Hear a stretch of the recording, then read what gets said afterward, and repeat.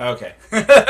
It's okay. You don't need to worry about it. Hello, January. hello, hello. Boker Tov, everyone. We're a little bit erratic here, but it's really great. Everyone's here. So, Boker Tov, let's say our morning bracha. Modeh ani lefanecha melech chai v'kayam shechazarta bi nishmati b'chemla rabba emunatecha.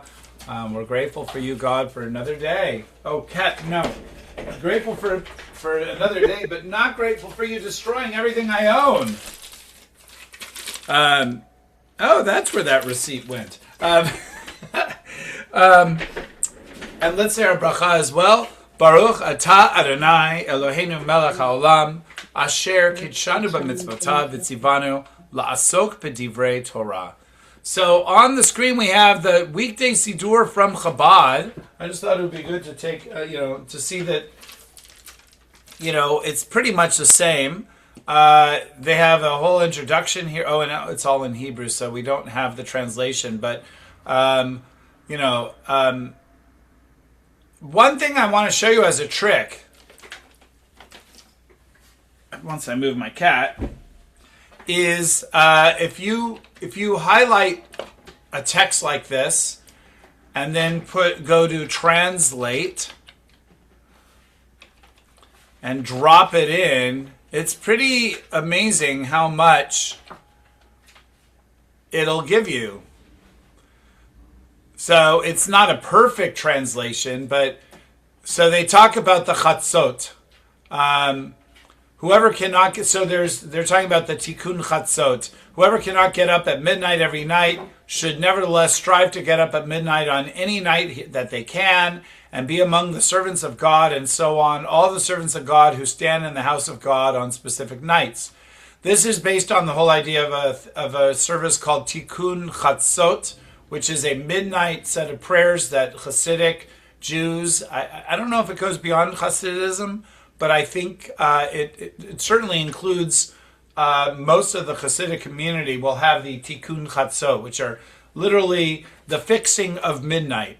And on any night that they cannot, they should nevertheless strive to get up some hour before the dawn, as in, I will awaken the dawn, which is, I guess, a quote, wherever it is. And as soon as he wakes up from his sleep, so that he does not return and sleep, he should accustom himself to immediately consider before whom he is lying, before the King of Kings, the Blessed One, as in, do not fill the heavens and the earth. Do I not fill the heavens and the earth? Okay,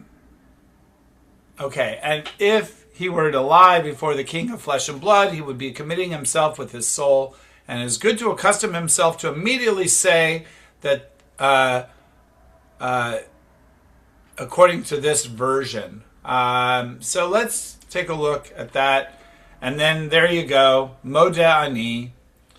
And through this he will remember that he is standing and attentive, something along those lines. So anyway, so this is the Nusach Chabad, which is not what we usually do.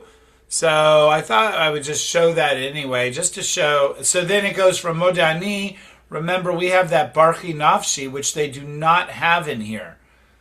That blessing that we did. So I'm going to pull it up now so we can see it in the Nusach Ashkenaz, our basic prayer book.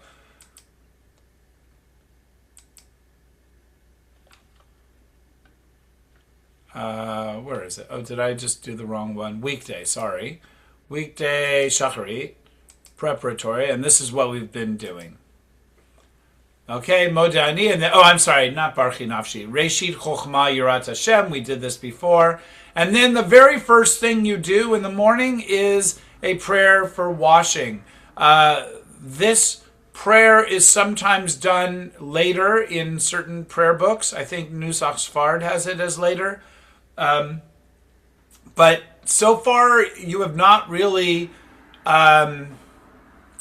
you haven't gotten clean. So the first thing you want to do is wash. So it's just like when we have a meal, we start, before we say hamotzi, we wash hands traditionally. So too in the morning. Or, and by the way, that's also connected to why in Islam they wash feet before entering their mosques. There's a foot washing area, and it's the same idea. Hands and feet are washed in Islam.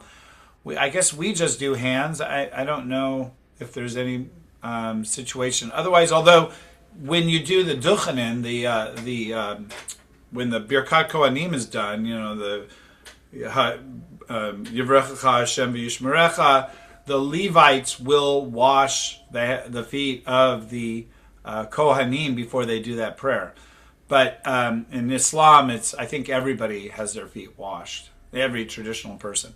But in Judaism, we do that either when we first get out of bed as a way to say, okay, we were not ritually pure during our sleep, or potentially we had maybe a nocturnal emission, right? Something throws us out of our spiritually highest place, so we need to wash. And so that's what you see here, the hand washing that takes place.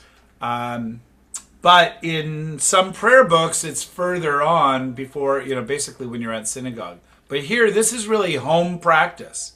So the very first thing we do is this prayer, Baruch atah Hashem Elokeinu melech haolam asher kitshanu b'mitzvotav v'tzivanu al netilat yadayim, concerning the taking up of, or the washing of hands. And then it's traditional after you do the hand washing to raise your hands up, and every bracha should have an action that's associated with it, and that's why. Okay. Any questions or comments on that? Can you elaborate on raising the hands up? Because I just stumble out of, I don't, so you raise, and I know that this says, I'm not sure you'll be able to see it, something about raising hands for Yeah, I holding can't it. see the first word. Oh, Yisav. I thought it says Se'u. Se'u. Se'u, yes, Oh, you've got okay, yeah, these take coming up. in Modi'in, remember? You got that in Modi'in? You did. You and Avital picked it up at Debbie Gever's house. Oh, that's so funny. Yeah.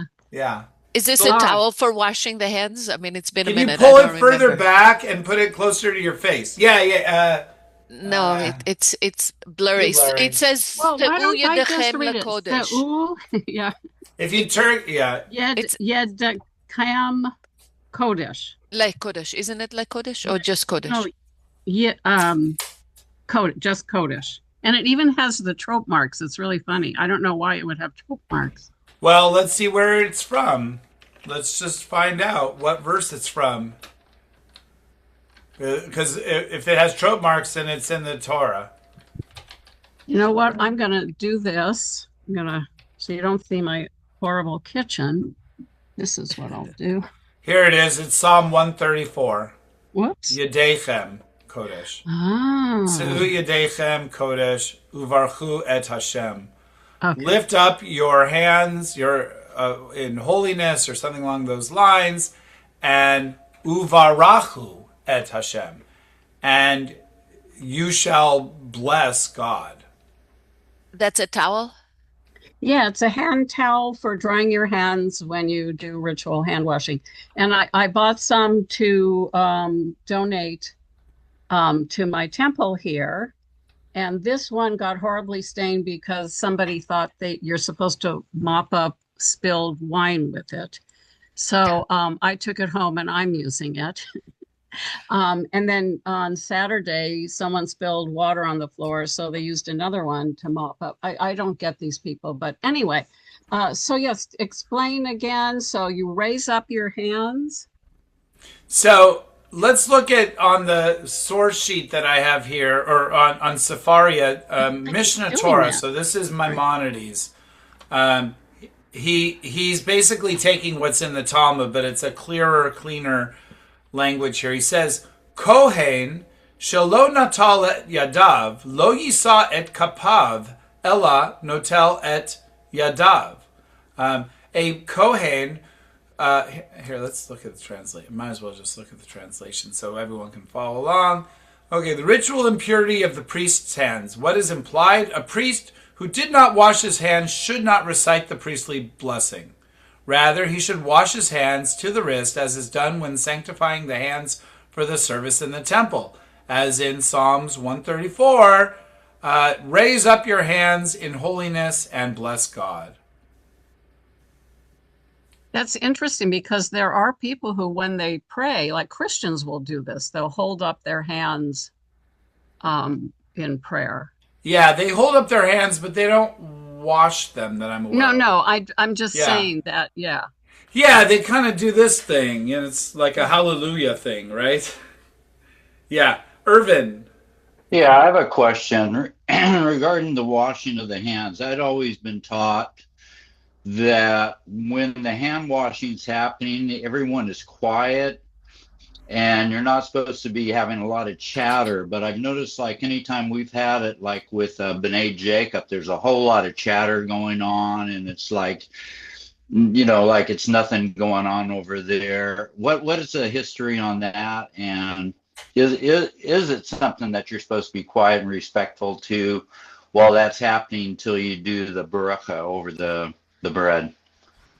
Great question. It's not so much about solemnity. It's more about the idea that everyone is reciting Hamotzi together and everyone is washing their hands at a different pace. And our custom is to say that because you wash the hands for the sake of Hamotzi, the two prayers are really linked together. And just like you don't interrupt a prayer when you're reciting one prayer, you don't like start a prayer, stop, and then start again. And sometimes there's even ways in which more Orthodox folks will not have repetitions of words in certain prayers because that's called a bracha levatala. It's sort of like it's a nullified prayer. You need to start from point A and get to point B. In this case, point B is you've said all the prayers that are needed so that you can eat the food. But point A, as they're understanding it, is the hand washing. In other words, you don't do hand washing without hamotzi. So therefore, hand washing and hamotzi are one. And so even though they aren't literally one, the gap between those two should not be interrupted with chatter. Does that make sense? It is one unit, one prayer unit, and so you don't intervene with anything. It's the same thing that happens on Passover when we say hamotzi, but first we say a bunch of other things. First we even have another prayer. We have this Asher Kitshanu Mitzvotav V'tzivanu Al Achilat Matzah, right? The prayer for matzah and then the prayer for hamotzi. They need to all be together. You can't have a break. Or when you go into the sukkah and you say Kiddush, oh God, please don't knock that over. My cat is so crazy today. When you go into the sukkah, you say Kiddush, and then you immediately say Leishev Basukah. You don't have a break in between them. But because those prayers are both done communally, it's not as noticeable. All of these are examples of two prayers that are said one after the other, and they are seen as linked together, so you don't interrupt them. Okay. It might be good to explain that for B'nai Jacob. We've explained it. We've explained it, Irvin. Okay. Not everyone see so understands much chatter going on when it's not. And I know some of the people that do, I see the uncomfortableness of them. The people who are observant of these rules are not chattering. And the ones that aren't are. Because I have to say it's hard because you don't want to be rude. Someone comes up to you, hey, how was your week? And you're like, and they don't know what you're doing. They think, wow, what is she, crazy? Or, And this is one of the reasons why we will have a nigun as a way to keep everyone together. as a way to bring everyone together. But the reality is that hand washing is almost definitionally done at different paces because there's one sink and 20 people. You're going to end up with everyone going to the sink at a different moment.